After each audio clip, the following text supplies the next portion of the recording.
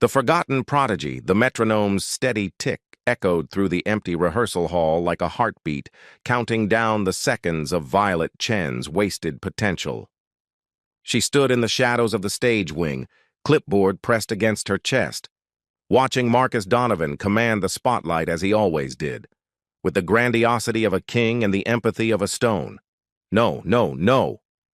Marcus's voice cracked through the air like a whip. Second violins you're dragging. This is Beethoven, not a funeral march. Again from measure 64. Violet's fingers twitched involuntarily, phantom movements from the thousands of hours she'd spent perfecting those same passages. Once, she had been the one playing under those lights. Once, she had believed Marcus Donovan when he said she had the hands of an angel and the heart of a true artist. That was 7 years ago, when she was a bright-eyed 21-year-old at the Boston Conservatory of Music. Marcus had attended her senior recital, the one where she'd performed her own composition, a violin concerto that had brought half the audience to tears. He'd approached her afterward, his silver hair perfectly styled, his tailored suit speaking of success and sophistication. "You have raw talent, Miss Chen," he'd said, handing her his card. "But talent without guidance is like a Stradivarius without strings.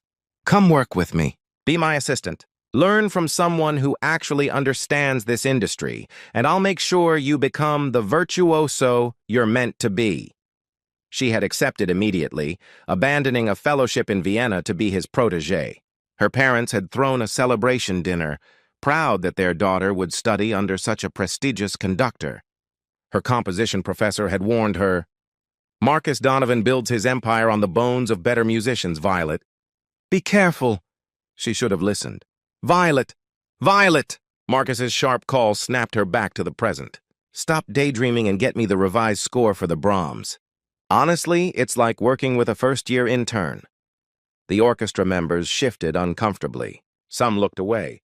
A few of the younger musicians shot her sympathetic glances. They all knew. Everyone in the classical music world knew that Marcus Donovan's assistant was actually a brilliant composer reduced to fetching coffee and organizing sheet music. Violet retrieved the score from her bag and walked it onto the stage, her footsteps silent against the polished wood. As she handed Marcus the papers, he didn't even look at her. "Finally," he muttered, then louder to the orchestra, "This is why attention to detail matters, people. You don't want to end up like poor Violet here, all those years of expensive training and she's still basically a secretary." A few nervous laughs rippled through the musicians. Violet's face burned, but she kept her expression neutral. She'd learned long ago that reacting only gave him more ammunition. "Actually, Marcus," she said quietly, "I've been meaning to discuss—" "Not now, Violet. Can't you see I'm in the middle of something important?" He waved her away dismissively. "We'll talk later. Or better yet, don't talk at all. Just do your job." As Violet retreated backstage, she passed by the principal cellist, Naomi Kim, who whispered, "I don't know how you put up with him." "I don't," Violet whispered back. "Not anymore." That evening, after the orchestra had packed up and left, Violet remained in the empty hall. She pulled out her laptop from her bag and opened the folder she'd labeled Personal Projects, though it was so much more than that. Inside were 4 years of secret work, a complete symphony in 3 movements, dozens of art songs, 2 string quartets, and a violin concerto that made her conservatory piece look like a child's exercise. She'd composed in stolen moments, during lunch breaks, on subway rides, in the depths of sleepless nights when Marcus's cruelty echoed too loudly in her head. Every note was a small rebellion. Every crescendo was her silent scream. The International Music Gala was 3 weeks away, the most prestigious event in classical music, where composers from around the world would premiere new works in front of judges, critics, and representatives from major orchestras. Marcus had been preparing for months, constantly bragging about the piece he was going to debut.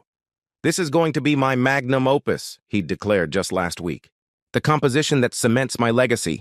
It's revolutionary, bold, unlike anything being written today." Violet had bitten her tongue so hard she'd tasted blood. She knew exactly why his piece sounded so revolutionary, 6 months ago, she'd foolishly left her notebook in the rehearsal hall, the one containing her sketches for the second movement of her symphony. When she'd retrieved it the next day, it had been moved. At the time, she'd dismissed it as paranoia, but then she'd heard Marcus humming a melody, her melody, during rehearsals. She'd noticed phrases appearing in his score that she'd written years ago. He'd been mining her work like a parasite, taking fragments and calling them inspiration.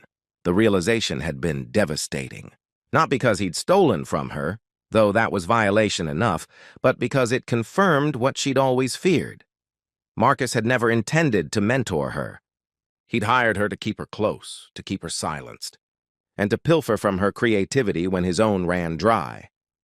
Violet opened the submission portal for the International Music Gala. The deadline was tonight at midnight. The rules were clear. Composers could submit anonymously, and all works would be performed by the festival orchestra with the composer's identity revealed only after the judge's decision.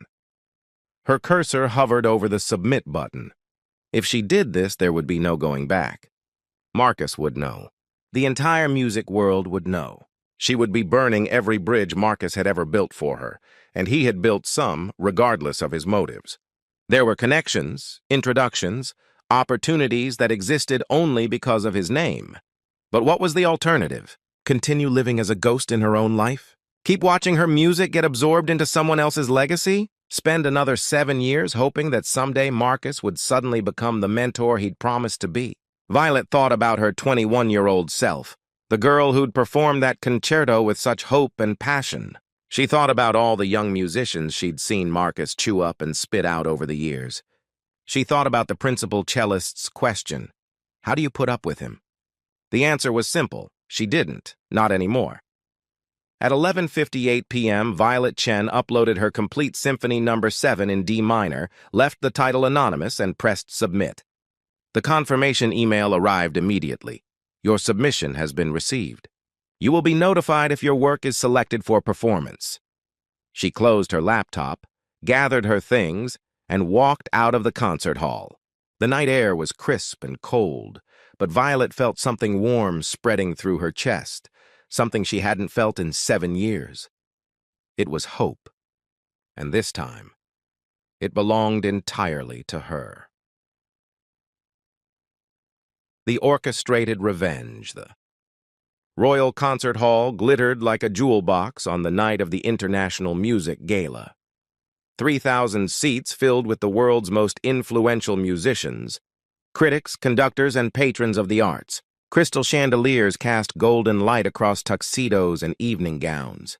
The air hummed with anticipation and expensive perfume. Violet stood in the performer's entrance, her heart hammering against her ribs.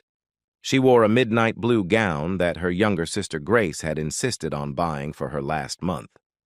You never know when you'll need to look like the star you actually are, Grace had said. At the time, Violet had laughed it off. Now she smoothed the silk fabric with trembling hands and wondered if Grace had somehow known. The anonymous submission had been selected. 2 weeks ago, she'd received the email, "Congratulations! Your Symphony No. 7 in D minor has been chosen as one of 8 works to premiere at the International Music Gala. Your identity will remain confidential until after the judge's deliberation." She hadn't told anyone. Not Grace, not her parents, not even Naomi Kim, who'd become a quiet ally over the years. The secret sat in her chest like a bomb waiting to detonate. "There you are!" Marcus's voice cut through her thoughts. He strode toward her, resplendent in a custom tuxedo, his silver hair swept back dramatically. "I need you to make sure my score is on the conductor's stand. The festival orchestra conductor is competent, but I don't trust these temporary assistants. Also, I'll need you in the green room immediately after my performance. There will be reporters, and I'll need someone to handle the tedious logistics while I give interviews." Violet nodded mutely. Even now, even tonight, he couldn't see her as anything but his servant. "You look almost presentable, by the way," Marcus added, glancing at her gown with faint surprise. "Trying to impress someone? Maybe you'll finally land a position with a regional orchestra. Aim low, Violet. It's more realistic for your skill level." Each word was a precisely placed needle. Violet had built up immunity to his poison over the years, but tonight they rolled off her completely. She knew something he didn't. She held power he couldn't imagine. "I'll take care of everything, Marcus," she said smoothly. "You just focus on your performance." "As if I'd do anything else," he scoffed, walking away toward the backstage VIP area. The gala began with speeches from the festival director and the head judge, Maestro Leopold Zimmermann, a legendary conductor whose opinion could make or destroy careers. Violet watched from the wings as the first composer's piece was performed, a modern work with interesting rhythms but no emotional core. Polite applause followed. The second piece fared better. The third was too derivative. The fourth tried too hard to be avant-garde. Then came Marcus Donovan's turn. The festival orchestra's conductor, Beatrice Ortiz, raised her baton. Marcus's Concerto for Orchestra began with the melody Violet recognized immediately, the one from her notebook, dressed up with different orchestration but unmistakably hers. Her hands clenched into fists. The piece unfolded over 18 minutes. It was technically proficient, showcasing Marcus's understanding of orchestral colors and dynamics, but it lacked soul. It was a beautiful mansion with no one living inside. The audience applauded respectfully when it ended, the kind of applause that acknowledged craft without feeling moved by it. Marcus took his bow on stage, beaming as if he'd just premiered Beethoven's 10th Symphony. Violet watched him soak in the attention, and for a moment, she almost felt sorry for him. He had no idea what was coming. 3 more pieces followed. 1 showed promise. 2 were forgettable. Then Maestro Zimmermann returned to the microphone. "Our final selection of the evening is listed anonymously. Symphony No. 7 in D minor. The composer has requested to remain unknown until after our deliberation." A murmur rippled through the audience. Anonymous submissions were rare but not unprecedented. Violet's pulse roared in her ears. Beatrice Ortiz raised her baton once more. The first movement began with a single violin, a lonely, haunting melody that spoke of isolation and forgotten dreams. Slowly, other instruments joined. The viola answering with understanding, the cello offering solidarity, the woodwinds adding color and hope. The music built like a sunrise, layer upon layer, until the full orchestra exploded in a triumphant chorus that seemed to fill every corner of the massive hall. Violet had written this movement during her darkest period, after Marcus had publicly mocked her composition in front of a visiting guest conductor. She'd poured all her pain, all her resilience, all her defiance into these notes. Now, hearing it performed by world-class musicians, she finally understood what her conservatory professor had meant when he said, "Your music doesn't just tell a story, Violet. It creates a world." The second movement was a scherzo, playful, ironic, with sudden shifts from light to dark. It was her musical portrait of working with Marcus, the false charm masking cruelty, the bright surface hiding rot underneath. Several audience members laughed at unexpected turns, recognizing the wit embedded in the composition. The third movement brought it home. It began with chaos, every section playing different rhythms, different keys, representing a life fragmented and controlled by someone else.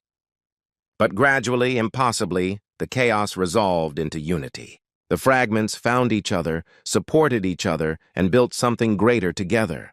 The finale was a declaration, music that said, "I am here, I am whole, and I am undeniable." When the last note faded, there was a moment of profound silence. Violet held her breath, then the audience exploded. 3,000 people rose to their feet as one. The applause was thunderous, punctuated by shouts of "Brava!" Critics were already typing furiously into their phones. Maestro Zimmermann had tears streaming down his face. Backstage, Marcus stood frozen, his face pale. He'd heard it too, the echoes of Violet's stolen melody, transformed and elevated into something he could never have created. He turned slowly and found her standing in the shadows, watching him. "That was—" he began, but couldn't finish. The judges deliberated for only 15 minutes. When they returned, Maestro Zimmermann approached the microphone with barely contained excitement. "In 30 years of judging competitions, I have rarely been so unanimous with my colleagues. The winner of this year's International Music Gala, whose work will be performed by major orchestras worldwide, is Symphony No. 7 in D minor. Would the composer please come forward? The spotlight swept across the audience, searching. Violet took a deep breath, smoothed her midnight blue gown, and stepped out of the wings onto the stage. The gasps were audible. Marcus's face went from pale to gray. Naomi Kim, sitting with the festival orchestra, broke into a huge smile. The audience's applause somehow grew even louder. Violet walked across the stage with her head high, every step a reclamation. When she reached Maestro Zimmerman, he clasped her hands warmly. "Extraordinary," he whispered. "Absolutely extraordinary." The festival director handed her the crystal trophy and a folder containing contracts from 12 major orchestras. But before she accepted, Violet turned to face the audience. The applause died down as people leaned forward, waiting. "Thank you," Violet began, her voice steady and clear. "I want to thank everyone who believed in this music. I especially want to thank Marcus Donovan." In the wings, Marcus's expression shifted from shock to hope. Perhaps she was going to be gracious, thank him for his mentorship. "Marcus taught me what true artistry is not," Violet continued. "He taught me that stealing another person's melodies and calling them inspiration is theft. He taught me that crushing someone's spirit makes you feel powerful only if you're too hollow to create power yourself. And most importantly, he taught me that the greatest revenge isn't destroying your enemy. It's becoming so undeniably brilliant that they have to watch you shine while they fade into obscurity." The silence in the hall was absolute. Every phone was recording. Every critic was transcribing. Violet reached into her clutch and pulled out her old composition notebook, the one Marcus had rifled through months ago.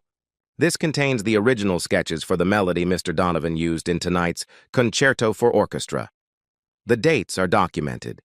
The witnesses are numerous.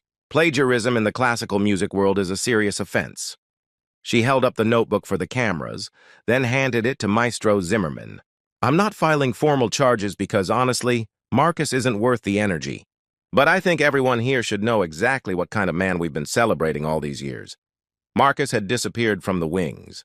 Later, Violet would learn that 3 major orchestras canceled their contracts with him within hours. 2 recording labels dropped him. By morning, Marcus Donovan plagiarism would be trending worldwide. But in that moment, Violet only cared about one thing. She turned back to the audience and smiled, a genuine, radiant smile. "Now, if you'll excuse me, I have a career to start." The applause that followed was deafening. The new movement. 6 months after the International Music Gala, Violet Chen stood in the converted warehouse in Brooklyn that now served as home to the Collective Harmony Orchestra, her orchestra. Sunlight streamed through the tall industrial windows, illuminating music stands arranged in a perfect semicircle. 28 musicians, most of them under 30, were warming up with scales and arpeggios that blended into a beautiful chaos of sound. This was what freedom sounded like. "All right, everyone, let's start with the Dvořák," Violet called out, raising her baton. Unlike Marcus, she didn't shout or belittle. Her musicians responded to her clear gestures and encouraging nods with precision and passion. They played for her because they wanted to, not because they feared her. After rehearsal, a young man with nervous eyes and a worn violin case approached her. He couldn't have been more than 23, with dark curly hair and hands that fidgeted with his sleeve cuffs. "Miss Chen, I'm sorry to bother you. My name is Felix Wright. I'm a composition student at Juilliard and He paused, gathering courage. "I've been working on a string quartet for 2 years, but I don't think it's good enough. I heard that you sometimes mentor young composers, and I wondered if you possibly had time to—" Violet saw herself in every trembling word. She remembered being 21, clutching her composition portfolio, hoping someone would see her potential. She remembered Marcus's false promises. "Do you have the score with you?" she asked gently. Felix's face lit up. He fumbled with his backpack and pulled out a carefully bound manuscript. Violet flipped through it, her trained eye catching the architecture of his ideas immediately. The writing was rough. Some transitions were clumsy, some harmonies needed refinement, but underneath the inexperience was something genuine. Something that could be nurtured into greatness. "It's terrible, isn't it?" Felix said, misreading her silence as judgment. No, Violet replied firmly. It's unfinished. There's a significant difference. The bones are strong, Felix. You have instincts that can't be taught, but you need guidance on structure and development. She looked up at him. I have time Thursday afternoons. Bring your manuscript, bring your questions, and bring coffee. We'll work on this together. Felix's eyes welled up. Really? You'd do that? I can't afford much, but I have some money saved. I don't want your money, Violet interrupted. I want you to promise me two things. First, that you'll work hard and stay honest about what you don't understand. Second, that when you become successful, and you will, you'll mentor someone else the same way. Pass it forward. That's how we change this industry. Felix nodded vigorously, clutching his manuscript like it was made of gold. I promise. Both things. Thank you, Miss Chen. You have no idea what this means. After he left, Naomi Kim emerged from the small office space they'd carved out in the back. She was now the Collective Harmony Orchestra's principal cellist and Violet's closest confidant. Another stray? Naomi teased, but her eyes were warm. That's the fourth young composer you've taken on this month. They need someone who actually cares, Violet said simply. I'm just being the mentor I wish I'd had. Her phone buzzed. An unknown number. Violet almost ignored it, but something made her answer. Violet! Marcus Donovan's voice was different, smaller, stripped of its usual commanding arrogance. I'm glad I reached you. I was hoping we could meet, talk. I need to explain some things. Violet felt Naomi stiffen beside her, protective. 6 months ago, this call might have made her angry or anxious. Now she felt only a distant curiosity, like observing an old photograph of someone she used to know. What do you want, Marcus? To apologize. To make things right. He paused. And honestly, Violet, I need your help. The industry has blacklisted me. No one will return my calls. I thought perhaps you could speak on my behalf. Tell people I'm not the monster they think I am. There it was. Even in his supposed humility, Marcus couldn't help but make it about himself. He wasn't sorry for what he'd done to her. He was sorry for the consequences he'd suffered. I'll meet you, Violet said. Tomorrow. The cafe on 5th and Madison. 2 o'clock. She hung up before he could respond. Are you sure about this? Naomi asked. I need to do it, Violet replied. Not for him, for me, to close that chapter properly. The next afternoon, Violet arrived at the cafe early and chose a table by the window. She wore simple jeans and a sweater. No armor, no performance. She was simply herself. Marcus arrived exactly on time, looking like he'd aged a decade in 6 months. His silver hair was less perfectly styled. His suit, while still expensive, hung on him differently. The swagger was gone. He sat down across from her without his usual dramatic flair. Thank you for meeting me. I didn't do it for you, Violet said evenly. I did it so I could look you in the eye and tell you exactly why I won't help you. Marcus flinched, but nodded. I understand. But please, let me say my piece first. He took a breath. I was wrong. About everything. I stole from you. I diminished you. I used you. And I told myself I was justified because I was the established artist and you were just learning. Just a secretary, Violet added quietly. Yes. He looked down at his hands. The truth is, Violet, I saw your talent from the very beginning. That's why I hired you. Not to mentor you, but to keep you close. To keep you small. Because somewhere deep down, I knew that if you reached your full potential, you'd surpass me. And I couldn't handle that. It was the first honest thing Marcus had said to her in 7 years. You were right to expose me, he continued. I deserved it. But now I have nothing. No orchestra will hire me. My reputation is destroyed. I'm teaching theory to teenagers at a community center in New Jersey just to pay my rent. He looked up at her with desperate eyes. One word from you could change that. One statement saying I've learned. That I deserve a second chance. No, Violet said simply. Marcus's face crumpled. But I apologized. I admitted everything. What more do you want from me? I don't want anything from you, Marcus. That's the point. Violet leaned forward, her voice calm but unyielding. You think because you finally admitted the truth, you deserve redemption.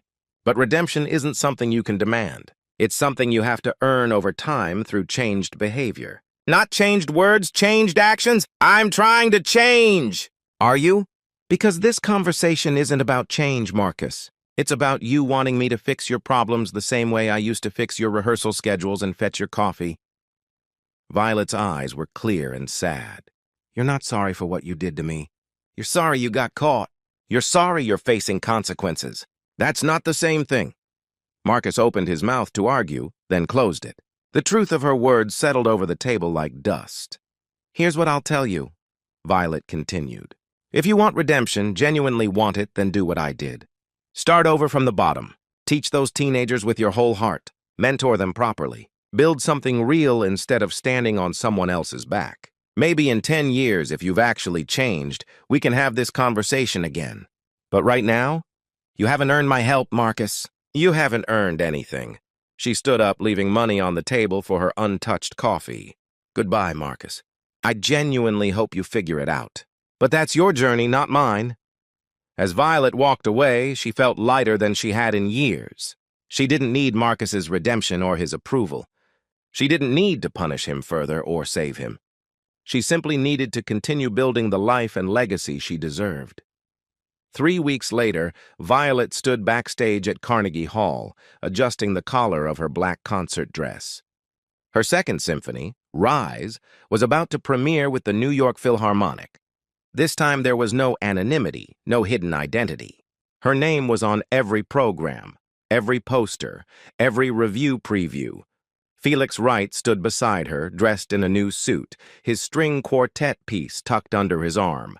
Violet had submitted it to a young composer's showcase, and it had been accepted. Tonight, it would be performed during the pre-concert recital. He was practically vibrating with nerves and excitement. I can't believe this is happening, Felix whispered. 6 months ago, I was ready to give up composition entirely. 6 months ago, you just needed someone to believe in you, Violet replied, squeezing his shoulder. Now go conduct your piece. Show them what you're made of. As Felix walked toward the recital hall, Naomi appeared with a bouquet of sunflowers, Violet's favorite. From all of us in the collective, she said. We're so proud of you. Grace arrived moments later with their parents, both beaming with joy. Her father, who'd been skeptical when she quit working for Marcus, now couldn't stop talking about his daughter, the celebrated composer. The stage manager gave Violet the 5-minute warning. She walked to the wings and peered out at the sold-out audience. 3,000 seats filled with people who'd come specifically to hear her music. Not Marcus's stolen version, not someone else's interpretation. Hers. In the back row, almost hidden, she spotted a familiar silver-haired figure. Marcus had come. He sat alone, watching the stage with an expression she couldn't quite read. Regret, maybe, or perhaps just the recognition of what he'd lost. Violet didn't feel anger or satisfaction. She felt nothing toward him at all. He was simply a person in the audience, no more important than any other, and far less important than the music she was about to share. The lights dimmed. The conductor, Beatrice Ortiz, who'd become a close friend and champion of Violet's work, raised her baton. The first notes of Rise filled Carnegie Hall like dawn breaking over water. The symphony told a story of darkness and emergence, of voices long silenced finding their sound, of individuals becoming a collective force that couldn't be ignored. It was Violet's story, but it was also the story of every artist who'd been dismissed, diminished, or told they weren't good enough. As the final movement built to its triumphant conclusion, Violet closed her eyes and listened. This was her voice, not Marcus's, not anyone else's. Hers alone, powerful and undeniable. When the last note faded and the audience erupted in applause, Violet walked onto the stage. The standing ovation washed over her like a wave. Felix cheered from the recital hall entrance. Naomi and the collective stood in the balcony, whistling and clapping. Grace was crying happy tears. And Marcus? Marcus slipped out the back exit before the lights came up. Violet saw him go and felt only peace. He was part of her past, but he had no place in her future.